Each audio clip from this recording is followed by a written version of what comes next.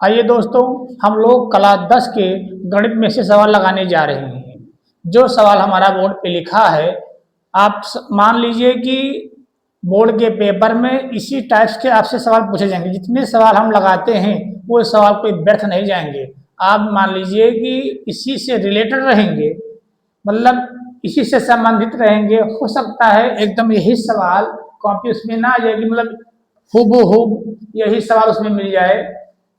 हो सकता है यहाँ पे लिखा हो कुछ और, वहाँ पे आए कुछ और, लेकिन क्वेश्चन का तर्क एक ही रहेगा। उसमें आपसे निश्चित रूप से पूछा जाएगा कि संगत है कि असंगत है, थोड़ा अंक बदल के।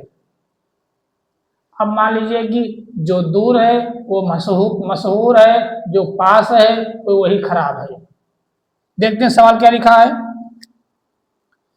कि इसमें दिया है रैखिक, हमको जो दिया है रैखिक युग्म, रैखिक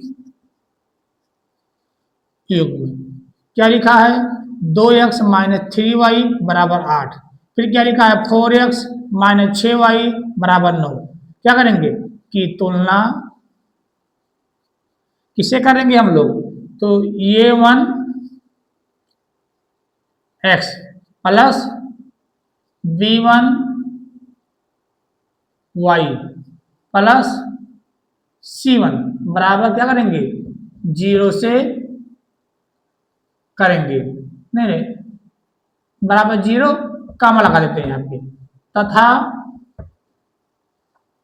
ये 2x plus b2y plus c2 बराबर 0 से करने पर। आप चाहें तो हम लोग इसको बराबर 0 नहीं लगाते हैं, यहाँ पे कर देते हैं बराबर c1, मतलब इसी के अकॉर्डिंग हम लोग चलेंगे। और फिर क्या करते हैं यहाँ पे, ये जो हमारे दिया है बराबर में क्या कर देते हैं c2 कर देते हैं। अब इसमें क्या लिखा है देखिए हमारा a1, इसे देखो a1 ये है, ये b1 है, ये c1 है, ये क्या है ये 2 है, ये हमारा b2 है, ये क्या है c2 है। देखिए अगर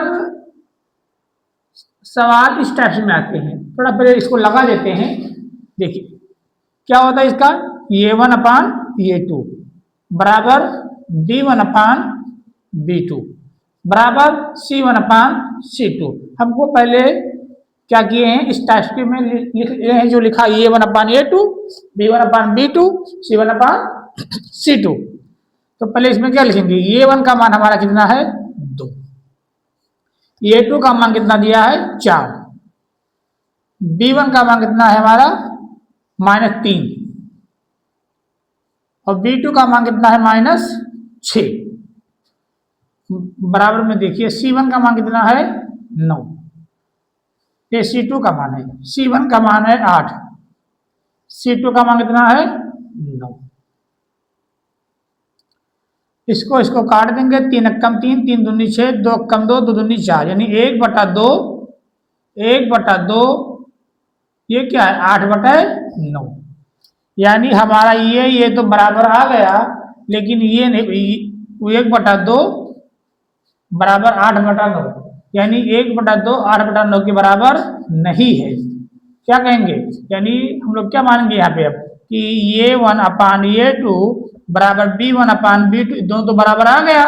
फिर ये जो c1 अपान c2 है ये नॉट इक्वल, यानी इसके ये बराबर नहीं है। यानी जो हमको समीकरण यानी रैखिक समीकरण युग्म दिया गया था वो क्या है हमारा असंगत है। यहाँ पे देखिए ये 1 अपान ये 2 बराबर b1 upon b2 not equal c1 upon c2। अगर ये दोनों बराबर नहीं है तो इसे क्या बोलते हैं असंगत बोलते हैं। अगर हमारा ये दोनों बराबर पहले में नहीं आता इसे क्या बोल देते हैं संगत है। जैसे ये 1 अपान ये 2 b1 अपान b2 यही दोनों बराबर नहीं रहता, अगर यहाँ पे 1/2 होता, यहाँ पे 3/2 होता, तो क्या हम लोग बोलते कि यहाँ जो समीकरण युग्म दिया है यहाँ असंगत है। क्या है असंगत है। तो हमसे यही पूछा सवाल में गया था कि बताइए जो रैखिक युग्म दिया गया है ये संगत है कि असंगत है। यानी जब ये 1/A2 नॉट इक्वल B1/B2, यानी जब ये दोनों बराबर नहीं रहेंगे तब क्या बोलेंगे, संगत बोलेंगे। और ये 1/A2 बराबर B1/B2 नॉट इक्वल C1/C2, अगर ये दोनों बराबर नहीं रहेंगे तो क्या बोलते हैं, असंगत बोलते हैं। और अगर तीनों बराबर रहे, अगर रहेगा तो फिर भी हम क्या बोलेंगे, उसे संगत ही बोलेंगे। इस तरह ये 1/A2 B1/B2 C1/C2, अगर तीनों एक दूसरे के मतलब ये इसके बराबर ये इसके बराबर अगर है तो क्या कहेंगे, संगत है। तो न हमारा ये तीनों बराबर था, न पहला दूसरा बराबर था, यानी दूसरे के और तीसरे के बराबर नहीं था, तो हमारा क्या हो गया, यहाँ पे असंगत हो गया।